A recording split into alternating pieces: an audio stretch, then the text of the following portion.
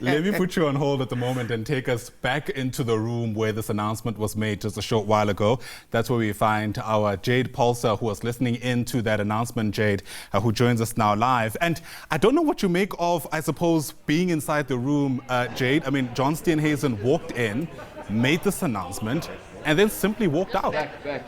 Not closer. Okay.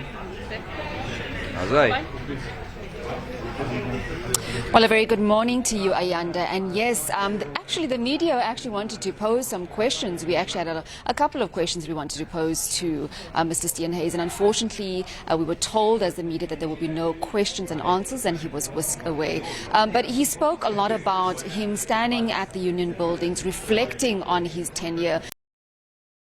He says he's done on the ground, positive work that he says. He says that he leaves behind a legacy that not only transpired in him looking at himself as a young boy, hoping that one day he will do something for his country. And now as he reflects back, Ayanda, he realizes that he's come a very long way from his political career here in KwaZulu-Natal, growing up here, joining the Democratic Alliance, and then becoming the federal DA leader, and reflected a lot before he got to the crux of the matter and the reason why we are here today. And then he said he will be stepping aside out of that race for the elective conference, federal conference in April, and he will be giving the baton to someone else, focusing majority on the FMD outbreak. We do know that it's a crisis in many parts of the country. And he says that it will be unfair, Ayanda, for him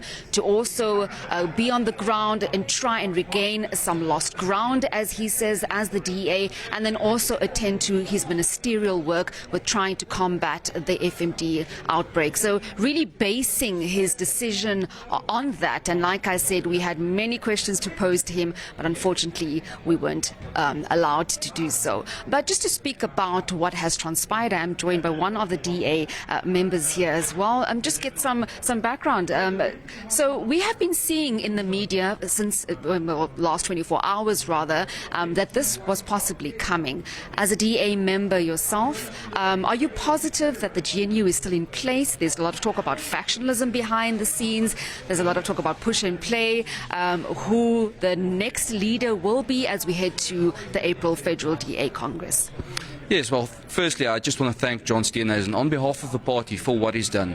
He's really inherited a party who was polling at 16% internally when he took over the reins in 2019, and it is now 2026, and we are polling well above 30% at the moment.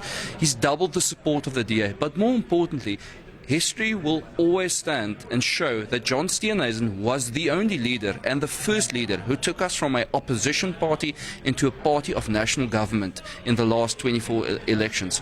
So he leaves behind an incredible legacy, and the DA supports that he has decided that he will not run again. He's not put himself up for re-election, but that he will still attend to his party duties as leader until April, where we will see whoever puts their hand up to be counted as the new DA leader.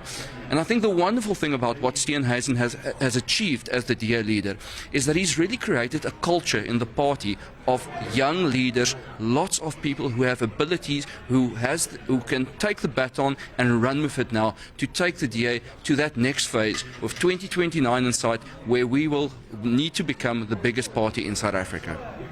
For the detractors watching back at home and saying that this is possibly a bad move as you head to the elections later on this year, are you not concerned at all that this might actually divide the party?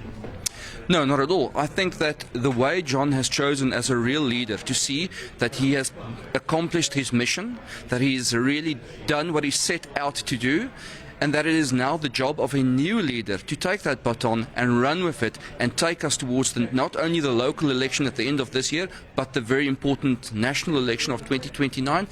I think it's perfect timing. The party supports him in that timing, and that is really why we have this April Congress.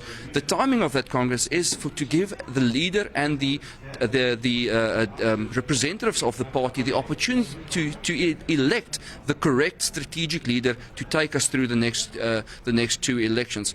So the timing is perfect, and we look forward to seeing how well our inner democracy will work in the next 3 months, where we will have campaigning, various people running for various different positions within the DA. That really sets us apart as a party, where we don't have a key man problem, we don't have just one person who's running the party. We are a party of internal democracy. Minister Schreiber, Are you throwing your hat in?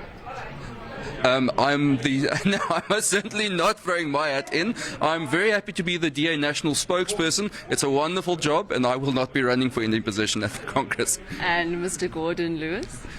Well, time will only tell. Touted? Yeah, time will only tell. He's a very popular leader. Let's see what happens. The nominations open, I think, on the 27th of February. Then, before that, you will probably not see any announcements from any candidates. But yes, Mr. Jordan Lewis is a very, very, very popular leader in the DA. Will you be throwing your support behind anyone? As the national spokesperson, I first have to see who's going to be there, but I will not be campaigning for anyone specifically. That's not the right thing to do for a spokesperson. All right, Jade Paulse, live to us there from Durban. Jade, thanks very much indeed. Of course, time will tell, as the cliche goes.